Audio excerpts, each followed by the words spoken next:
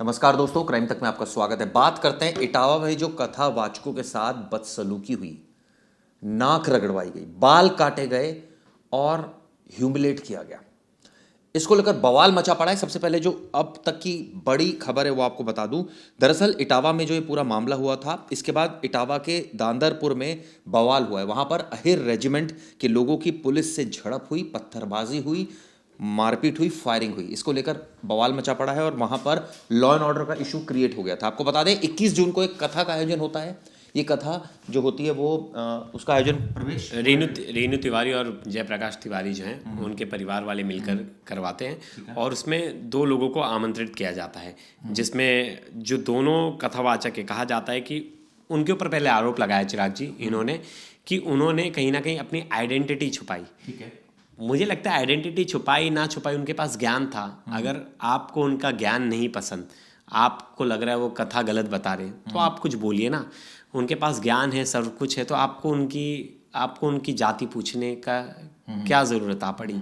आपको क्यों? फिर बाद में देखिए उनके घर वालों ने आरोप लगा दिया कि उन्होंने बदतमीज़ी की हमारी महिलाओं के साथ। और मुझे लगता है कि कोई कहीं कथा करने जा रहा है तो कोई किसी की महिला के साथ बदतमीजी क्यों करेगा, क्यों नहीं करेगा, ये तो चलो जांच का विषय है। लेकिन जिस तरह से उसको मारा गया, जिस तरह से उसका मुंडन किया गया और जिस तरह से उसकी जाति पूछी गई, वो तो पूरी तरह से गलत है। और उसको लेकर तो मुझे लगता है कोई माफ़ी नहीं है, क्योंकि आपको अगर आप पहली बात कोई भी क्राइम कर रहे हो तो आप कानून अपने हाथ में नहीं ले सकते। कुछ भी कर रहा हो, मैं बोल रहा हूँ वो कथावाचक ने कुछ भी किया, आपको पुलिस बुलाना चाहिए था। अगर आपको लग रहा है कि उसने फेक आइडेंटिटी या कुछ गलत किया, आप पुलिस बुलाते, पुलिस के हवाले करते। आप कौन होते हो तालिबानी पनिशमेंट देने वाले? आपको तो बता दें दांदरपुर गांव है जहां पर 21 जून को कथावाचक मुकुट मणि यादव और उनके साथी है संत कुमार यादव के साथ दुर्व्यवहार किया गया था, मारपीट की गई थी। इसके बाद संत यादव का सिर भी मुंडवा दिया गया था। ये तस्वीरें आप देख रहे हैं, ऐसी तमाम तस्वीरें आई थी। आरोप था कि इन्होंने जाति छिपाकर कथा की। ये भी आरोप है कि महिला से छेड़खानी की। इसके बाद क्रॉस एफआईआर दर्ज हुई। इसमें एक पक्ष ने एफआईआर दी जो उनके साथ मारपीट हुई, कथावाचकों की जो शिकायत थी उसके आधार पर एफआईआर दर्ज हुई, जिसमें 4 आरोपी ब्राह्मण युवकों को अरेस्ट किया गया। इसके बाद कथावाचकों पर भी रिपोर्ट दर्ज हुई। और क्या रिपोर्ट दर्ज हुई? ये दर्ज हुई कि उन्होंने छेड़खानी की। इसके बाद आप सोचिए, राजनीति गर्मा गई। समाजवादी पार्टी के नेताओं ने इनको बुलाया और इनका सम्मान किया। लेकिन कहीं ना कहीं जो तस्वीरें सामने आई वो कई सवाल खड़ती है। प्रवेश,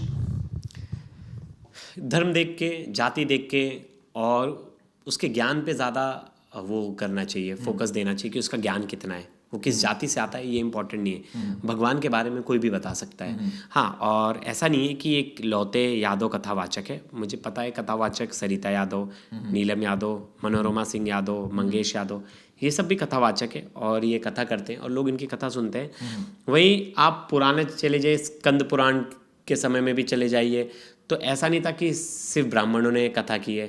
हाँ, जो जिन्होंने कथा की थी उस टाइम पे, सूत, जिन्हें सूत कहा जाता था, वो ब्राह्मण और उनके जो पेरेंट थे वो ब्राह्मण और ठाकुर के मिक्सचर थे। मतलब उनके घर में एक जन ब्राह्मण थे, एक जन ठाकुर थे, तो उन्होंने किया। तो सिर्फ ये ज़बरदस्ती का, अब हमारा युग आगे बढ़ रहा है, सबको हर चीज़ की छूट, अगर इतना ही आपका मन नहीं, है। आप देखिए इसमें इन्होंने क्या क्या किया। आप सोचिए, बाल काटे गए इनके, नाक रगड़वाई गई, उनका मुंडन कर दिया गया एक का। इसके बाद इस दौरान उनसे कहा गया कि ब्राह्मण के ये मूत्र तुम्हारे ऊपर पड़ गए, अब तुम पवित्र हो। मतलब सोचिए किस तरह की भाषा का इस्तेमाल किया गया। इस मामले में कथा याचकों पर एफआईआर दर्ज हुई, जबकि उन्हें पीटने वालों पर भी कार्रवाई की गई। इस घटना पर राजनीतिक बयानबाजी भी तेज हुई, यानी कि इसको पूरा पॉलिटिकल रंग इस घटना ने ले लिया। लेकिन जिस तरह से ये घटना हुई अपने आप में कई सवाल खड़े करती है। जैसा आपने शुरुआत ही कही कि भाई, लेकिन एक बात और भी है कि आइडेंटिटी छिपाने की जरूरत क्या थी? हाँ, बस मेरा यही कहना है कि समझिए, मुझे पता है अगर वो कोई भी किसी भी जाति या किसी भी धर्म से हैं और मुझे कंफर्टेबल है उनसे पूजा कराना, मुझे कंफर्टेबल है उनसे अगर कथा करवानी है, तो मैं ओके हूँ। हाँ, अगर उनके पास से 2 आधार कार्ड मिलते हैं और कथावाचक के नाम पे अगर वो किसी तरह की मतलब अपने बारे में झूठ बता रहे, चीटिंग कर रहे हैं, तो वो गलत है। और जो उनके परिवार वालों ने आरोप लगाया, देखिए मैं कह रहा हूँ कि मैं जज नहीं हूँ, तो मैं तो दोनों तरफ की बात करूंगा, दोनों तरफ की इन्फॉर्मेशन लूंगा। अगर वो महिला कर रही है, उनके साथ कोई बदतमीजी की है तो उसकी भी जांच होनी चाहिए। हाँ, इनके साथ मारपीट हुई है, उसकी भी जांच होनी चाहिए। और जो लोग ने मारपीट की उन्हें बख्शा नहीं जाना चाहिए, उनके खिलाफ सख्त कार्रवाई करनी चाहिए। क्योंकि सच क्या है वो निकल कर सामने आए। अगर सिर्फ जाति को मुद्दा बनाकर अगर इस तरह का व्यवहार किया जा रहा है, किसी के साथ मारपीट की जा रही है, तो सरासर गलत है। इसके लिए कोई भी दो राय नहीं है। उन्हें ज़रा भी उनके लिए ज़रा भी हमदर्दी नहीं होनी चाहिए। क्योंकि एक वर्ड था, मुझे बोलने में तो बड़ा हिचकिचाहट हो रही है, लेकिन किसी की जागीर नहीं है, कोई चीज़ किसी की जागीर नहीं है कि सिर्फ वही करे।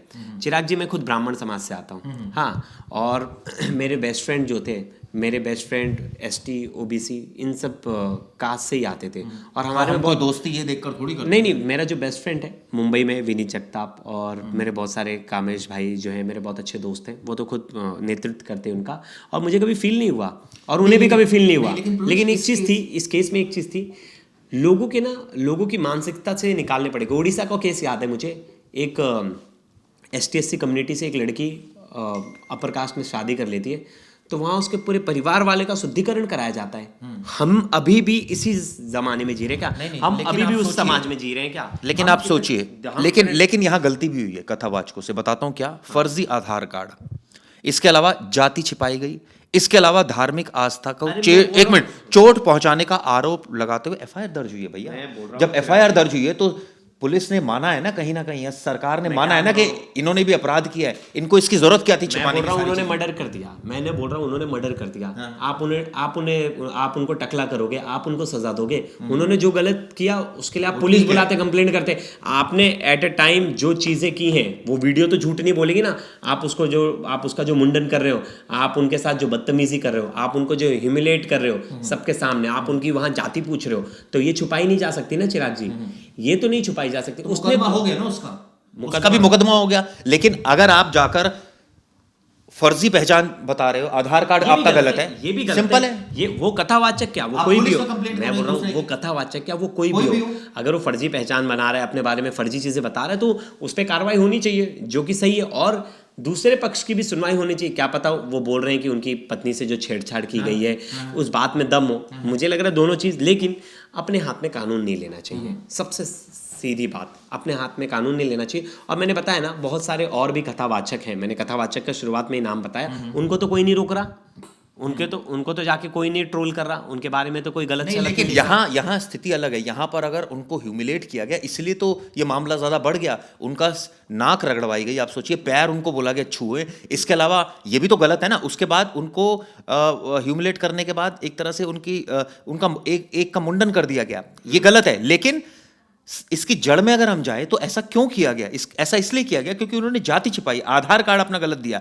तमाम आरोप तो उन पर भी है, लेकिन यह बात सही है कि कानून को हाथ में लेने का अधिकार किसी को भी नहीं है। बिल्कुल किसी को भी नहीं है। और चिराग जी, मतलब दोनों चीज़ ही गलत है। अगर कथावाचक ने भी उनके साथ बदतमीजी की, कुछ गलत किया, तो वो भी गलत है, वो भले ही किसी पेज पे हो।